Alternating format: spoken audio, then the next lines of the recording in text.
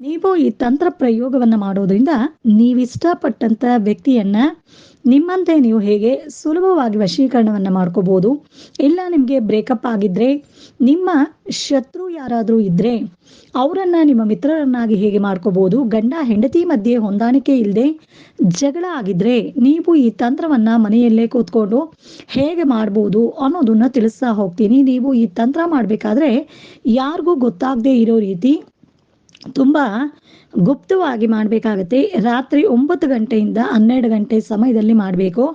ನೀವು ಈ ತಂತ್ರ ಮಾಡೋದಕ್ಕೆ ಒಂದು ಪಚ್ಚಬಾಳೆಹಣ್ಣನ್ನ ತಗೊಂಡು, ಈ ಒಂದು ಪಚ್ಚಬಾಳೆ ಹಣ್ಣಿನ ಮೇಲೆ ಮಾರ್ಕರ್ ಪೆನ್ನಿಂದ ಮೊದಲು ನಿಮ್ಮ ಹೆಸರನ್ನ ಬರೆದು ಪ್ಲಸ್ ಚಿಹ್ನೆಯನ್ನು ಹಾಕಿ, ನೀವು ಇಷ್ಟಪಟ್ಟಂತ ವ್ಯಕ್ತಿ ಹೆಸರನ್ನ ಬರೆದು ಈ ಬಾಳೆಹಣ್ಣಿನ ಹಿಂಭಾಗ ಓಂ ಅಂತ ಬರಿಬೇಕು.